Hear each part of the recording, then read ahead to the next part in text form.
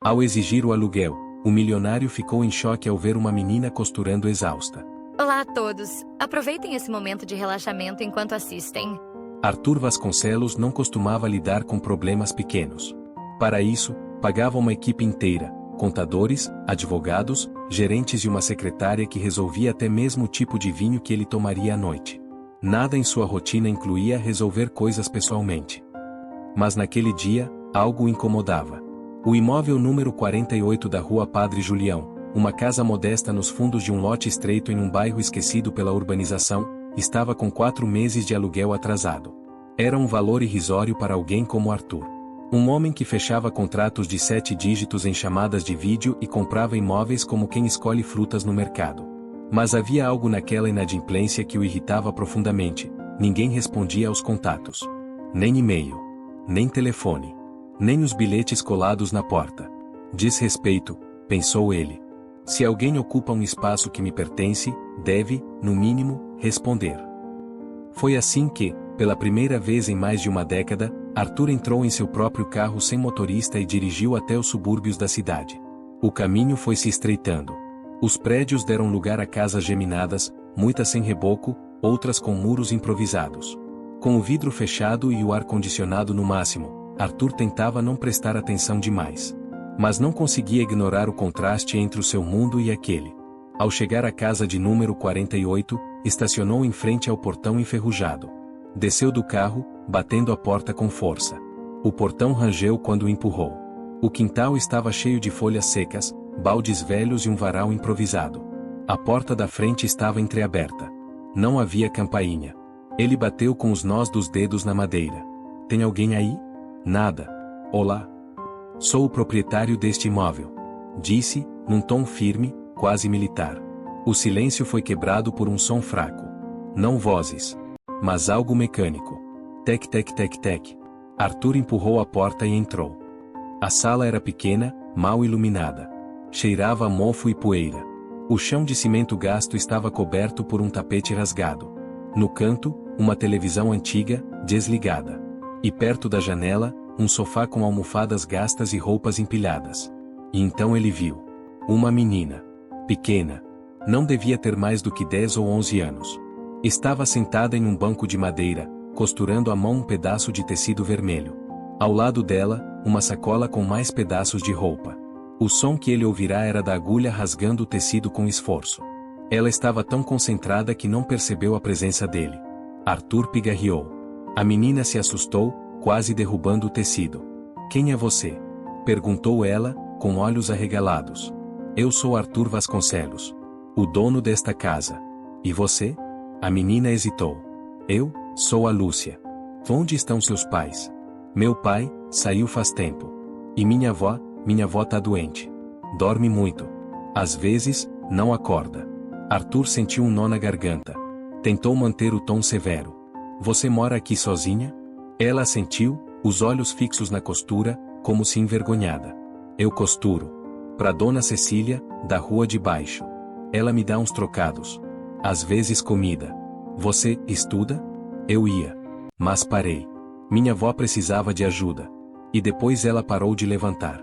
Eu não quis chamar ninguém. Arthur olhou ao redor. Era óbvio que ninguém cuidava do lugar. E, ainda assim, havia ordem. Panos dobrados, pratos lavados, uma garrafa de água ao lado do sofá, onde provavelmente dormia a avó. Você está com fome? Perguntou ele, num impulso. Um pouco. Mas já comi ontem. Ele sentiu algo dentro dele quebrar. Arthur saiu da casa, entrou no carro e ligou para Sônia, sua governanta. Preciso de uma marmita completa. Arroz, feijão, frango, salada. E suco de laranja. Agora. Entregue na minha localização. Leve também uma caixa de primeiros socorros e cobertores. O senhor está bem? Perguntou Sônia, surpresa. Faça o que pedi, por favor. Desligou. Voltou para dentro da casa. Lúcia continuava costurando. Você gosta disso? Gosto. Aprendi com a minha avó. Mas às vezes me dá dor na mão. Quantas horas você faz isso por dia? Não sei. Desde que acordo até escurecer. A luz da janela ajuda. Arthur olhou para a mão dela. Estava marcada, com calos e pequenos ferimentos. O tecido vermelho era um pano de chão transformado em uma camisa infantil. Ele sentou-se devagar na única cadeira da sala. Lúcia, você sabe o que é um contrato de aluguel? Ela balançou a cabeça. Não. Seu pai devia pagar uma quantia por mês para morar aqui. Mas ele sumiu. Você não tem culpa, claro. Mas essa casa é minha. Ela abaixou a cabeça. Se quiser que eu saia, eu saio. Arthur fechou os olhos. A menina estava pronta para ser despejada sem discutir. Porque, provavelmente, já viverá assim antes. A comida chegou meia hora depois. Sônia entregou pessoalmente. Quando entrou, olhou para a cena, o homem de negócios sentado em uma sala suja com uma menina de tranças e mãos feridas, e nada disse. Lúcia comeu com calma. Cada garfada parecia uma celebração. Arthur observava. Sem dizer nada. Mas dentro dele, algo mudava. Ele não falou sobre despejo naquele dia. Nem sobre dívida. Quando saiu da casa, olhou para o céu nublado e sussurrou para si mesmo. Eu vim cobrar uma dívida, e encontrei a conta que eu nunca paguei. Arthur não dormiu naquela noite. Deitado em seu quarto amplo, rodeado por tecnologia, lençóis egípcios e silêncio, ele olhava para o teto como se buscasse nele uma resposta. A imagem de Lúcia, curvada sobre a costura, a testa suada, os dedos marcados, não saía da sua mente.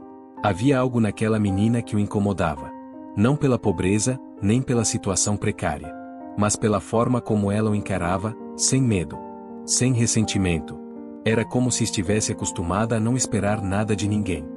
Na manhã seguinte, Arthur ligou para o cartório do bairro da casa. Preciso saber quem está registrado como morador no imóvel da rua Padre Julião, número 48. A atendente pediu alguns dados e respondeu. O contrato está no nome de Gilmar de Souza Alves. Assinado há 7 anos. Sem renovação oficial. Gilmar é pai da menina? A única moradora registrada é a mãe dele. Dona Sebastiana Alves. Arthur anotou. Ela ainda está viva? Segundo nossos registros, sim. Com o nome completo, Arthur contratou um detetive particular. Pediu urgência. Em poucas horas, recebeu um dossiê básico. Gilmar havia sido preso por estelionato 3 anos atrás. Solto depois de 6 meses, desapareceu do mapa. Sem endereço fixo. Sem contato. Sebastiana, sua mãe, faleceu há 4 meses. Enterro custeado por doações da igreja local. A neta, Lúcia, morava com a avó desde os 4 anos. A mãe da menina é desconhecida. Não consta no registro civil. Arthur leu tudo em silêncio. E sentiu um aperto no peito que há muito tempo não experimentava. Lúcia não tinha ninguém. Naquele mesmo dia, voltou a casa. Lúcia o recebeu com um sorriso tímido. Achei que você não vinha mais. Eu disse que voltaria. Ela havia limpado a sala. As roupas estavam dobradas, e um pano cobria o buraco no sofá. Você, encontrou sua avó? Ainda não acordei ela hoje. Arthur hesitou. Lúcia, posso vê-la? A menina assentiu. Levou-o até um quartinho nos fundos. O cômodo tinha apenas uma cama e uma cadeira. Na cama, uma figura coberta até o queixo. Pele escura, enrugada. A respiração era rasa, mas presente. Arthur aproximou-se. Ela está viva, disse ele. Mas precisa de ajuda. Eu dou sopa para ela. E chá. Você sabe que ela pode estar muito doente? Lúcia assentiu. Mas havia medo em seus olhos. Se eu chamar alguém, vão me tirar daqui? Arthur se ajoelhou diante dela. Não. Eu vou te ajudar. Eu prometo. Levou ambas para uma clínica particular. Lúcia ficou encantada com as janelas de vidro, as paredes brancas, os aparelhos. Sebastiana foi internada imediatamente. Desnutrição severa. Infecção urinária não tratada. Febre persistente. A médica disse que mais uma semana e ela não resistiria. Lúcia ficou sentada na sala de espera, apertando um paninho contra o peito. Arthur a observava. Ela não pedia nada. Só esperava. Nos dias seguintes, Arthur se viu fazendo coisas que jamais imaginou. Comprou roupas para Lúcia. Contratou uma pedagoga para avaliar sua alfabetização. Pediu exames médicos. E visitava a avó todos os dias.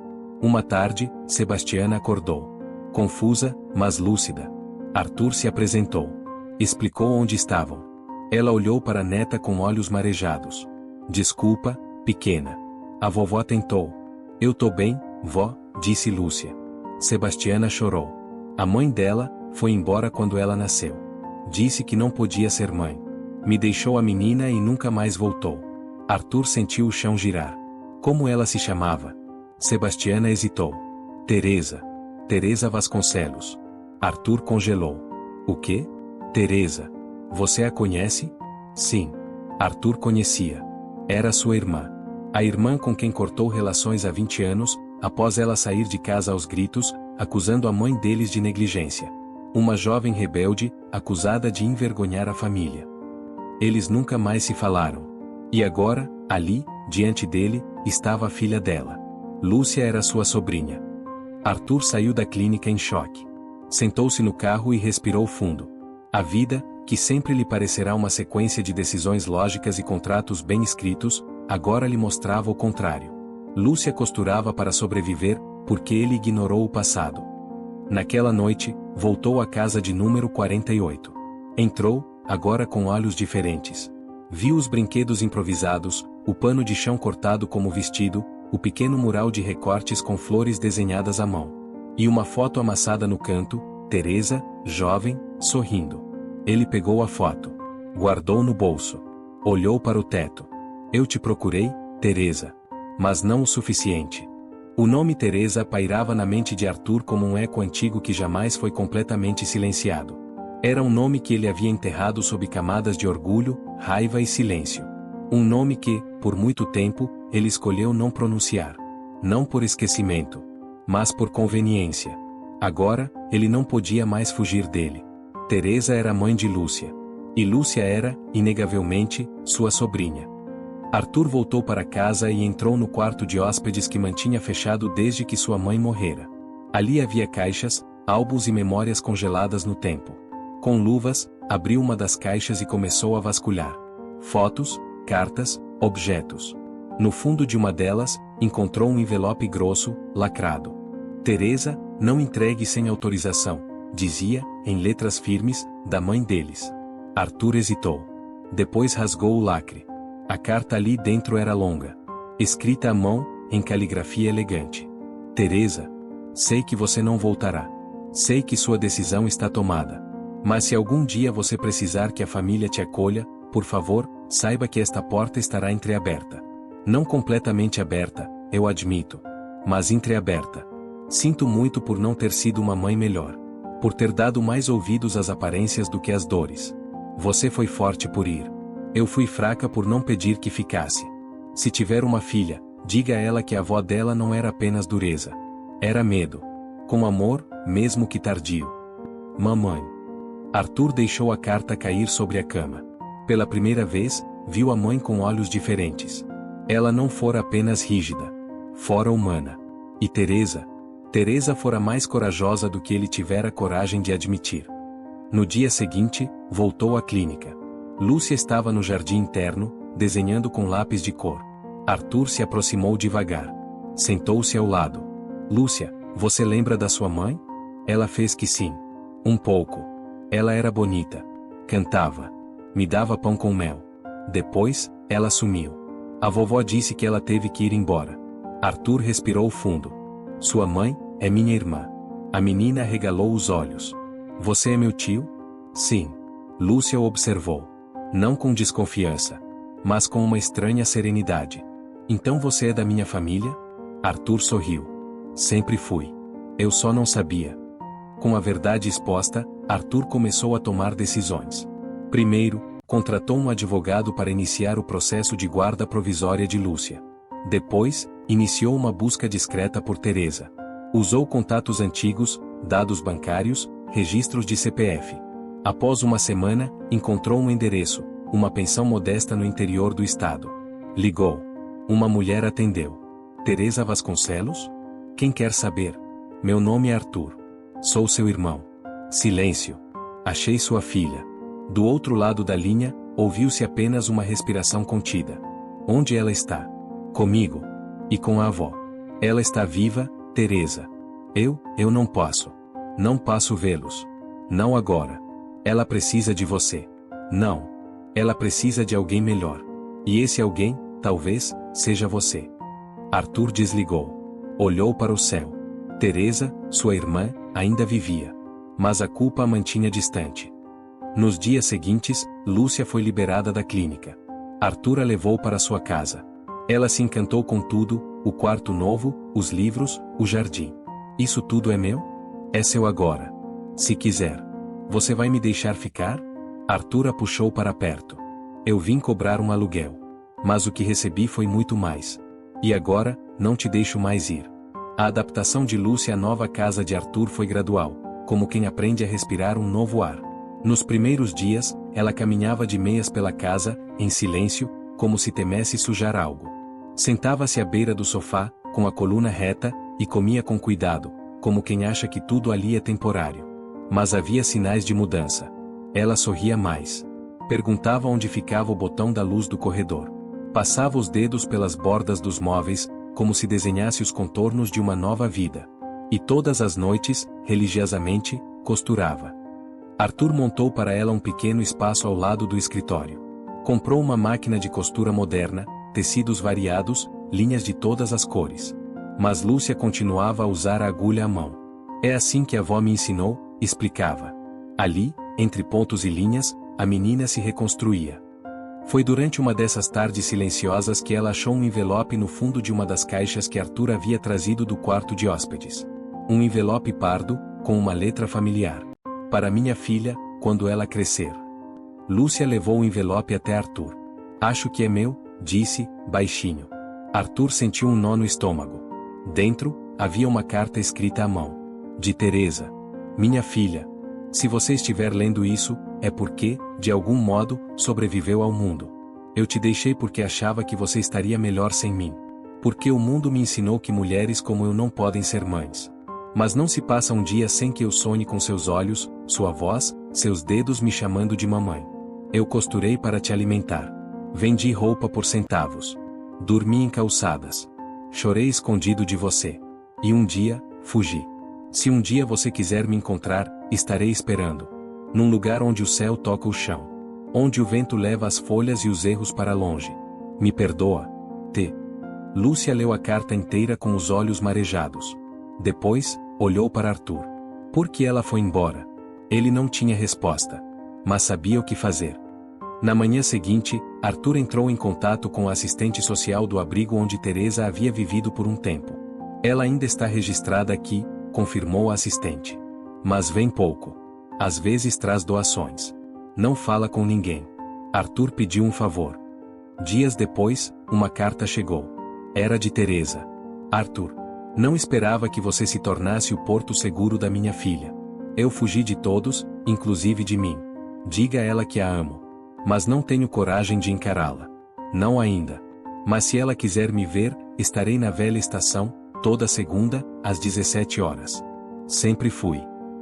Arthur leu a carta e sentou-se ao lado de Lúcia. Sua mãe escreveu. A menina não falou nada. Apenas segurou a carta com as duas mãos. Ela diz que te ama. E que te espera toda segunda, na estação antiga. Lúcia fechou os olhos. Eu quero ir. Na segunda-feira seguinte, Arthur levou Lúcia até a estação. Era um lugar velho, abandonado, onde os trilhos haviam sido tomados pelo mato. Mas o banco de madeira, de frente para o pôr do sol, ainda resistia. Ali, sentada, estava Teresa. Cabelos longos, desbotados. Rosto envelhecido antes do tempo. Os olhos, os mesmos de Lúcia. Quando se viram, não disseram nada. Caminharam uma até a outra como se estivessem voltando de uma longa viagem. Se abraçaram em silêncio. Arthur assistia de longe. Naquele momento, entendeu. A verdade não é só o que se diz. É o que se costura, com tempo, dor e amor. O reencontro entre mãe e filha não foi como nos filmes. Não houve lágrimas dramáticas nem promessas de recomeço imediato. Foi algo mais sutil, mais verdadeiro. Um abraço longo, quieto, onde Teresa e Lúcia se reconheceram pela primeira vez não como passado e presente, mas como dois fragmentos da mesma dor. Arthur, de longe, observava a cena com o coração em um ritmo estranho. Pela primeira vez em décadas, via a irmã sem raiva, sem julgamento, sem o peso do orgulho. Ela estava ali, humana, frágil, real. E viva. Nos dias que se seguiram, Teresa não pediu para ficar. Visitava a casa de Arthur como quem pisa em solo sagrado. Devagar, com respeito, sem ocupar espaço demais. Trazia bolos simples, ajudava Lúcia com os bordados e conversava pouco. Mas seu olhar dizia tudo. Arthur, por outro lado, vivia uma batalha interna. Durante anos, se orgulhara de ter construído tudo com disciplina, silêncio e racionalidade. Mas agora, percebia que, em nome da ordem, havia cortado laços que nunca deveriam ter sido rompidos. Uma noite, sentou-se com Teresa no terraço da casa. Por que você nunca voltou? Ela demorou a responder. Porque voltar significava admitir que eu precisava. E eu estava cansada de sempre precisar de alguém que me olhasse como um fardo. Eu te olhei assim? Ela assentiu, sem mágoa. Você repetia o que aprendemos com a mamãe. Que emoção era fraqueza. Que pedir ajuda era fracasso. Arthur ficou em silêncio. E por que voltou agora? Porque minha filha existe. E ela não merece carregar o peso das nossas guerras. Lúcia, mesmo sem entender todos os detalhes, sentia a tensão e a ternura coexistirem entre os dois. Costurava mais que o normal. Bordava palavras como paz, coragem e esperança em panos que depois pendurava na cozinha. Um deles, entregou a Arthur. Família é o que a gente escolhe consertar. Lia-se, bordado em letras infantis. Arthur segurou o pano como quem recebe um troféu. Na semana seguinte, Teresa apresentou a ideia. Quero abrir uma oficina de costura. Arthur arqueou uma sobrancelha. Um negócio? Não. Um espaço. Para meninas como a Lúcia. Que não têm onde ficar. Que aprenderam a sobreviver com agulha e linha. Quero que elas saibam que isso também é arte. Que vale algo. Ele sorriu. Parece que a coragem voltou. Ela nunca foi embora. Só ficou quieta. Juntos, escolheram um antigo galpão de propriedade de Arthur, abandonado há anos. Reformaram. Pintaram. Montaram mesas, compraram máquinas. A Casa dos Pontos Invisíveis nasceu com 12 alunas. Em 3 meses, já tinham fila de espera. Lúcia era a mascote. Bordava com a delicadeza de quem sabia o que era costurar com fome, e agora bordava com fome de viver. Certo dia, Arthur e Teresa caminharam juntos até o túmulo da mãe. Ali, diante da lápide fria, ficaram longos minutos em silêncio. Ela fez o que pôde, disse Teresa. E a gente também. Agora, seguimos. Arthur tocou a pedra. Sussurrou. Hoje, te entendo. E te perdoo. Teresa respondeu. Hoje, me entendo. E me perdoo também. Era um sábado de manhã, e a Casa dos Pontos Invisíveis fervilhava de vozes, risos e linhas coloridas.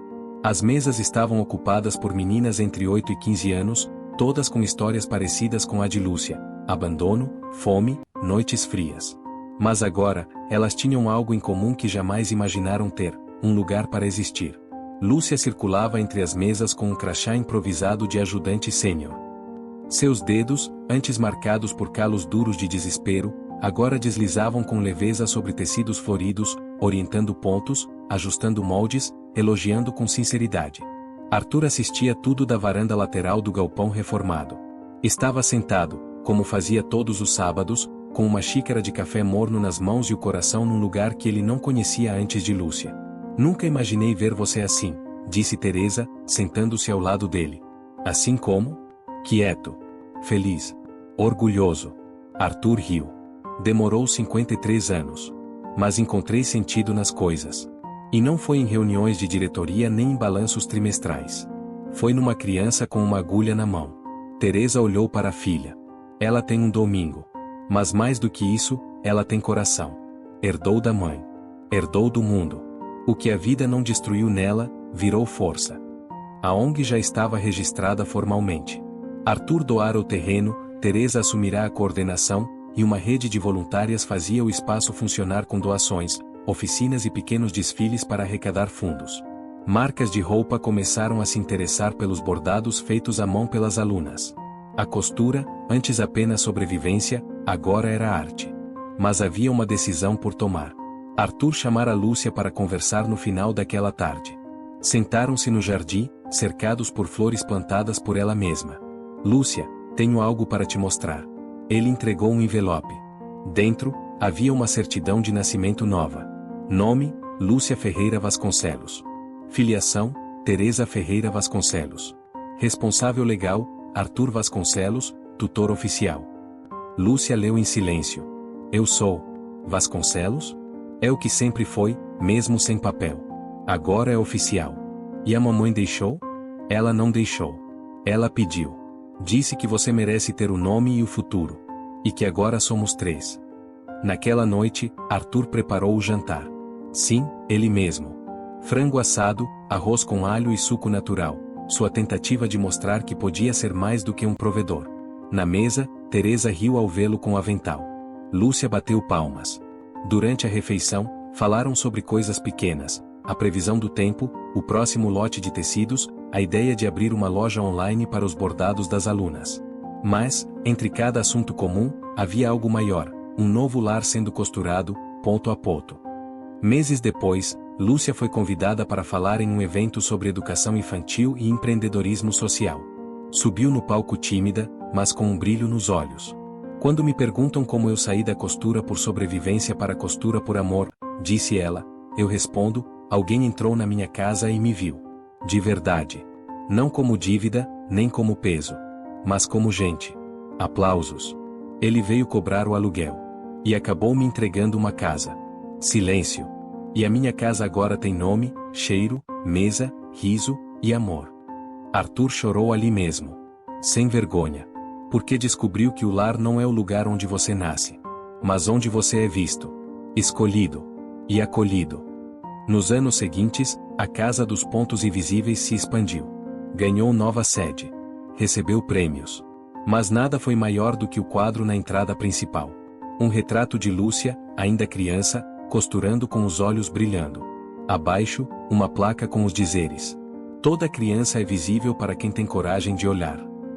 Arthur agora envelhecia com outro tipo de saldo, o de afetos. E quando perguntavam o que fez a maior diferença em sua vida, ele sempre dizia: foi um aluguel. Que eu cobrei. E que me devolveu tudo que eu nunca soube que tinha perdido. Fim. Se você gostou dessa história, convidamos você a dar um like e se inscrever no nosso canal.